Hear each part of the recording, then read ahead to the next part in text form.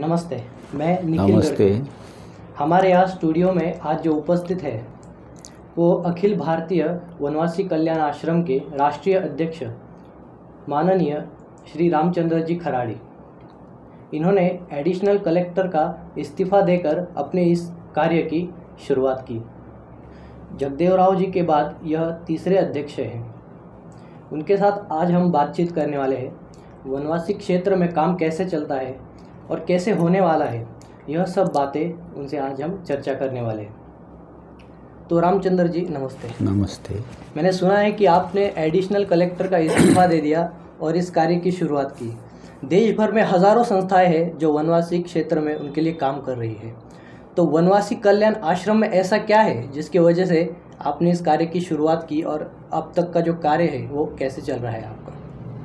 जी, देश भर में जनजाति समाज के बीच में सैकड़ों संगठन काम कर रहे हैं और मैं अपनी राजकीय सेवा से स्वैच्छिक सेवानिवृत्ति ली। मैंने पूर्व से मैं वनवासी कल्याण आश्रम के पदाधिकारियों के संपर्क में था और मैंने कई संगठन देखे हैं, लेकिन उनके पास में कोई विजन नहीं था और कोई रचनात्मक कार्य मैंने नहीं देखा। वनवासी कल्याण आश्रम जनजाति समाज के संपूर्ण विकास के लिए चिंतन करता है, योजनाएं बनाता है, उसको धरातल पर क्रियान्वित करता है। विशेषकर जनजाति समाज को जो आरक्षण दिया है संवैधानिक, उसमें साफ कहा है कि जनजाति समाज की आस्था, उनके परंपराओं और उनके संस्कृति को सुरक्षित रखना संविधान का मुख्य उद्देश्य था।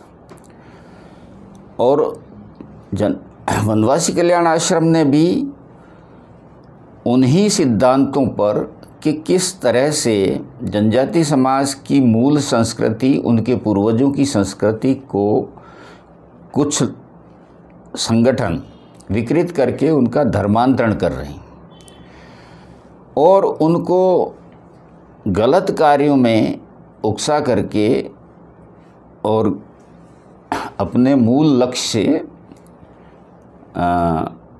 भ्रमित करते हैं।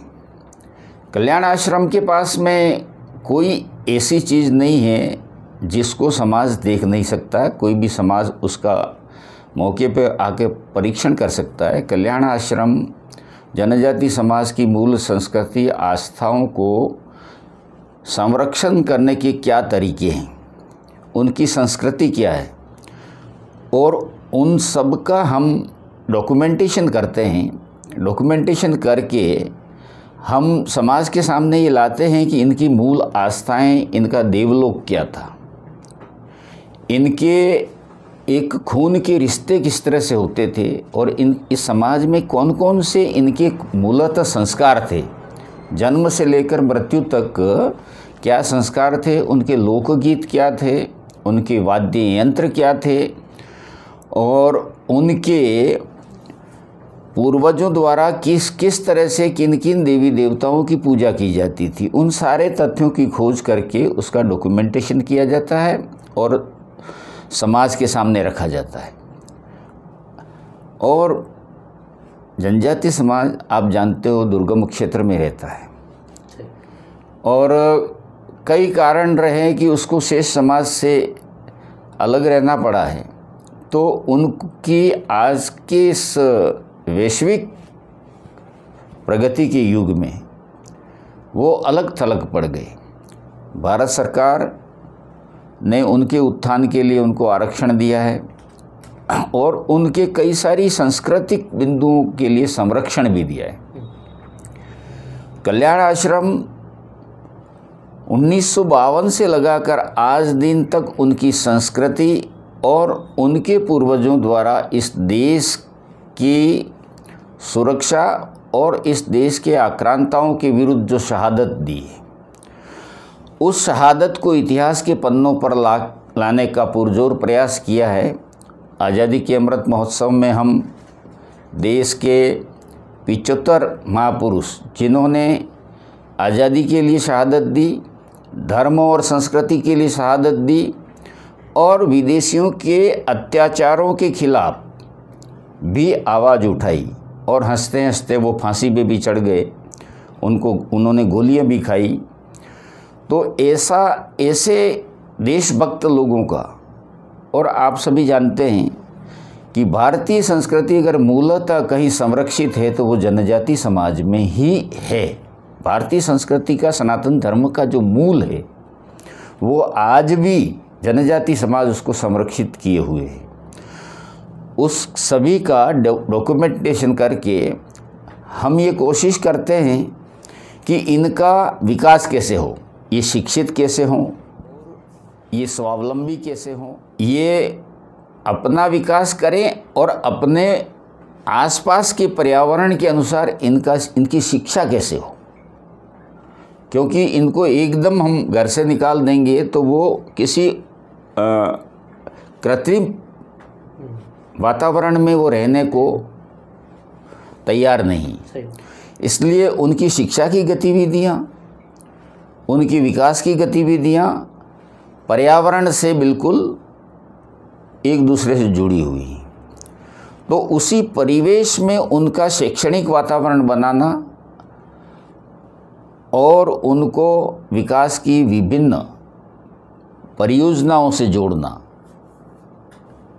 और इस तरह से कल्याण आश्रम पूरे देश में शिक्षा के लिए हमारे करीब 236 आश्रम हैं जहां बालक और बालिकाएं पढ़ती हैं।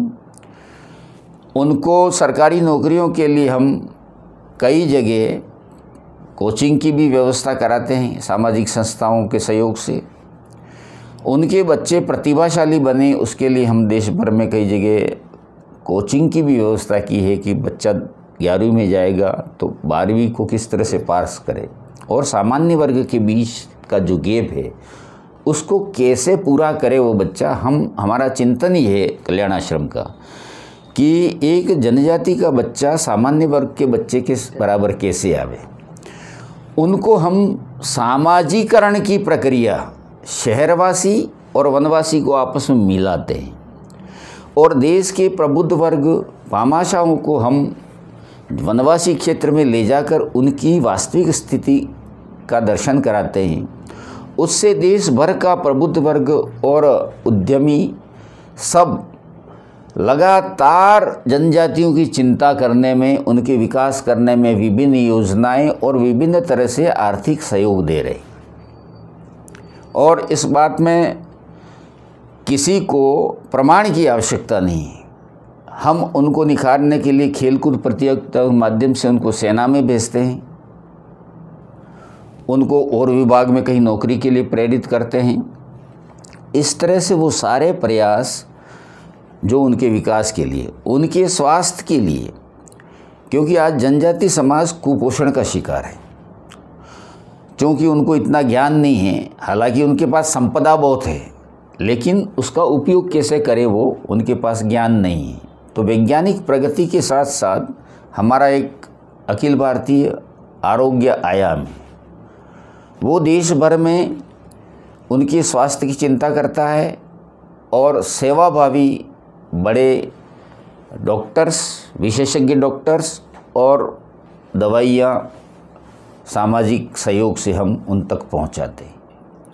दूसरा, जनजातीय समाज को हम उनको सरकारी योजनाएं जो मिलती हैं उनमें कोई लाभ नहीं मिल रहा है तो हमारा है कि हित रक्षा आयाम काम करता है।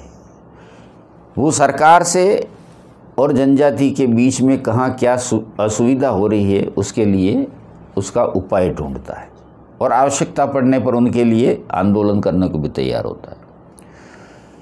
अभी पिछले वर्षों में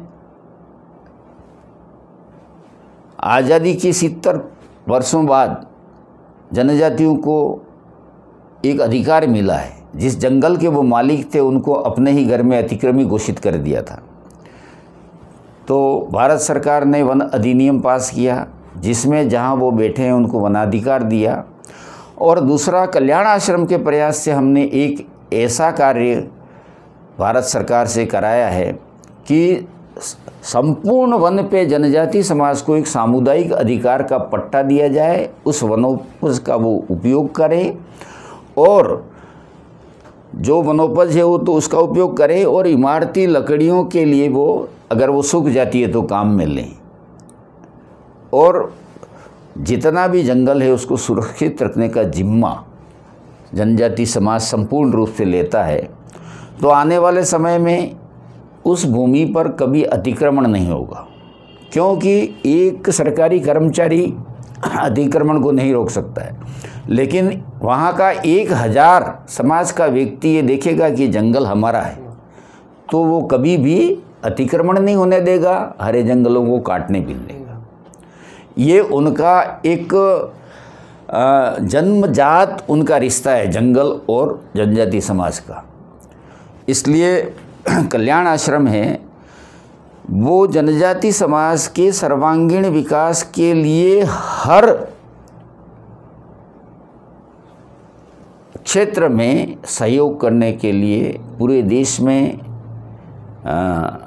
प्रयासरत है। तो ये तो सही बात है रामचंद्र जी कि ये सब कार्य, ये सब क्षेत्र में या फिर जो कार्य आप कर रहे हैं वो शुरू है, लेकिन आज भी मैं जिस ज़िले से बिलोंग करता हूँ, नंदुरबार ज़िला, या फिर जहाँ हम घूमते तो ऐसे अभी भी ध्यान में आता है कि जो अपना कार्य है वो पहुँचा नहीं है जहाँ तक वो जाना चाहिए था या फिर जाना चाहिए।